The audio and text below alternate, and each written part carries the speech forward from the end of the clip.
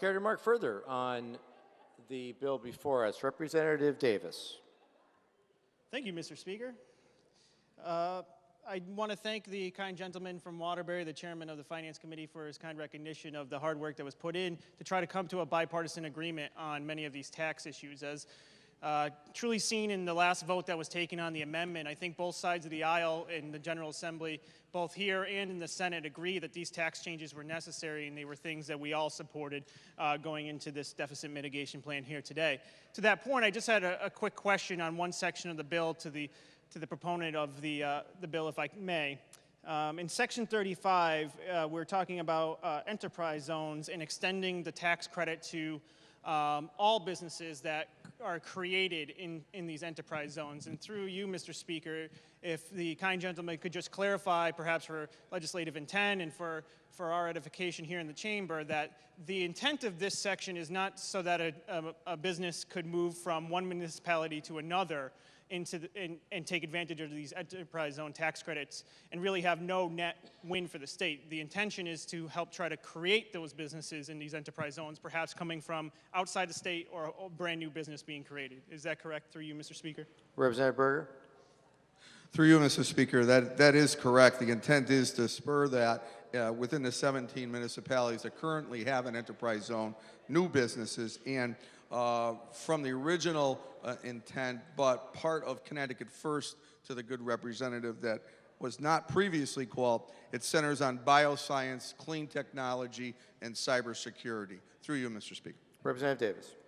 Thank you, Mr. Speaker. And to be clear, this also now applies to any business that meets that employment threshold, as well as the businesses within those three subsections. Through you, Mr. Speaker. Representative Berger.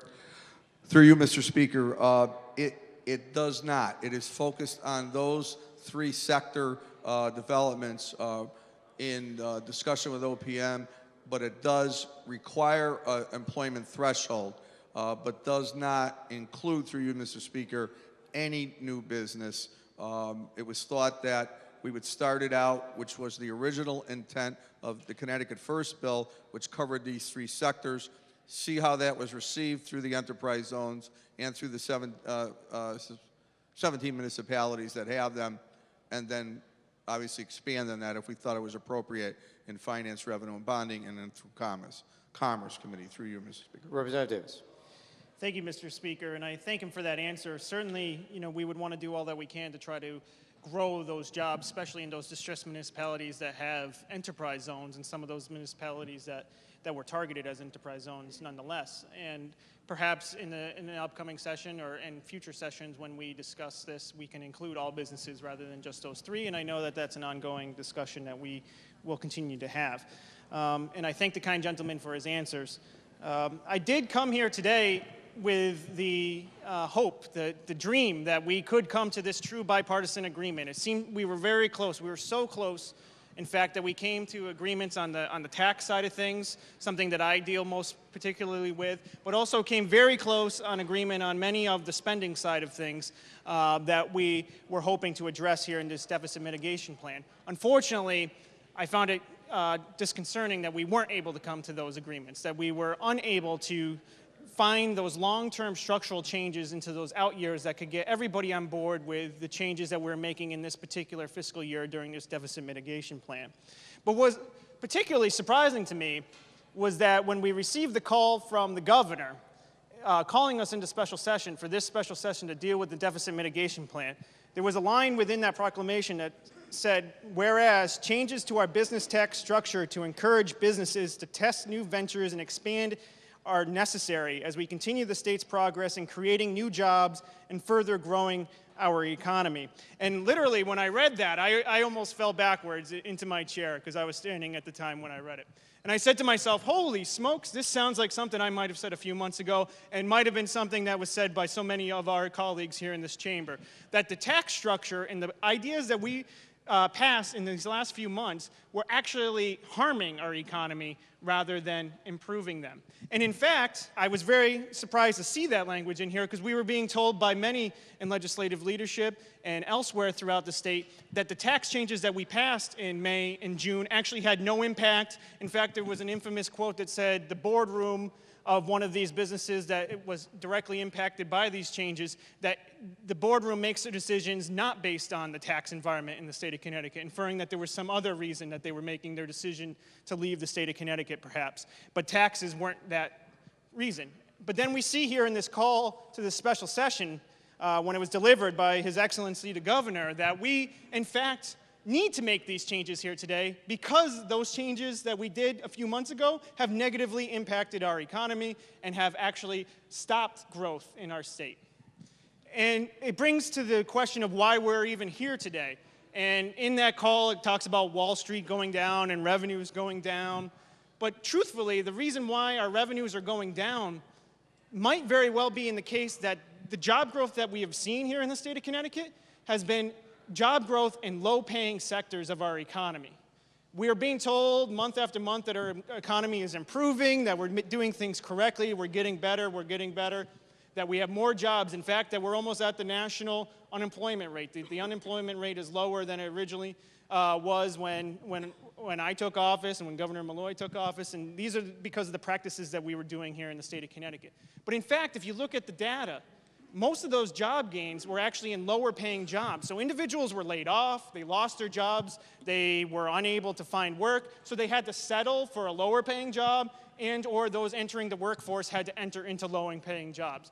Ladies and gentlemen, that is a very bad sign for our out years for here in the state of Connecticut.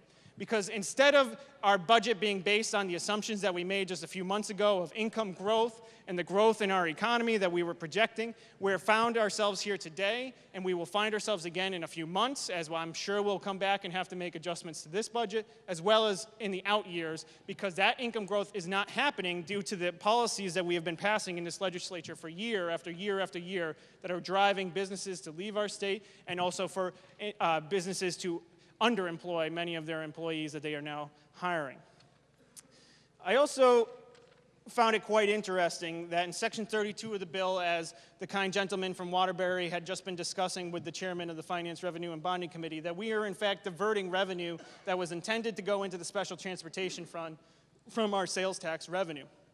This is being done on the very day, just a few short hours after the original lockbox was passed. And those of us that opposed the lockbox language as it was presented to us here today said the reason why we can't accept this language is because we're allowed under this language to go back and change the statutes and divert money, change money, move money around, and that's not a true lockbox.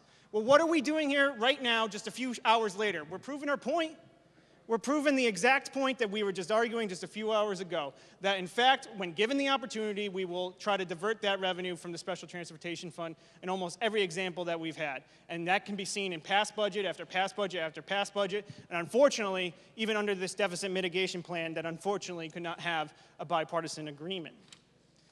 We also are seeing in this proposal $30 million in hospital cuts that will be passed on to the hospitals. Granted, it's significantly better than what the governor had proposed. I think everyone on both sides of the aisle said that's way too much. We need to cut that back.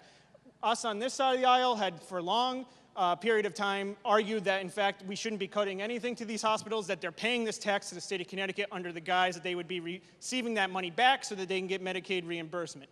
But instead, what we're seeing is a cut of $30 million here and then cuts to their Medicaid reimbursements in the as a consequence of that.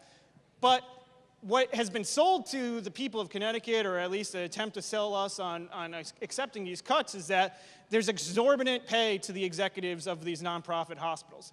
And yes, you and I might agree that they're getting paid an awful lot of money. But let's be truthful about where these cuts are coming from. These cuts are going to involve in cuts in services, as the kind gentleman from Waterbury had mentioned, but it's also going to be cuts in individual staff members, nurses, support staff that most likely probably get paid very little over minimum wage. And now they're going to be losing their job because $30 million has to be taken out of the hospital system that they were counting on, that they were hired upon, believing that they were going to receive. And now those individuals that have worked so hard for so little money are going to be out of work because of the decisions that are being made here today in this deficit mitigation plan. We proposed ideas in the beginning of the conversation that would have mitigated that loss and said that we do not need to make those cuts to these hospitals. Here's an array of other cuts that we can make so that we can try to keep these individuals working in our hospital system and those services provided to our communities. Unfortunately, we could not come to agreement to that here today. So what we see is the root of the problem still exists. Over and over and over again, we keep passing taxes and spending increases, which we're still doing here today, that would lead to businesses leaving, individuals leaving. I heard a stat earlier today from someone who quoted that there was 38 people a day leaving, a net loss of population here in the state of Connecticut. To me, that's extraordinary. And unfortunately, a lot of those individuals that are leaving are taking high salaries that we could collect income revenue from, and instead those who are moving in are not making as much income, which is leading to our revenue problems that we're having here today. So despite the fact that we attempting to solve this problem, it is simply going to be a Band-Aid because the long-term structural issues that we had tried to address in the amendment are not being addressed in this deficit mitigation plan. And ladies and gentlemen, I'm not just for saving money's sake. I'm for saving money to try to save people. And the way to save people is to make sure that our state of Connecticut is on strong fiscal ground, that we can provide the services that we need, but at a reasonable cost to the taxpayers so that our future generations going in the out years can have predictability and have an ability to be able to pay the taxes that are required to live here in the state of Connecticut. And unfortunately, with this deficit mitigation plan, we're not doing those structural changes that we so deeply believe are necessary in order to provide that future for our children and our grandchildren here in the state. So, Madam Speaker, I unfortunately cannot support this emergency certification bill here today. I deeply wish that we could have come to an agreement and made those changes so that we could have a brighter future, but unfortunately I think this is simply just a Band-Aid on a root problem that is not being addressed. Thank you, Madam Speaker.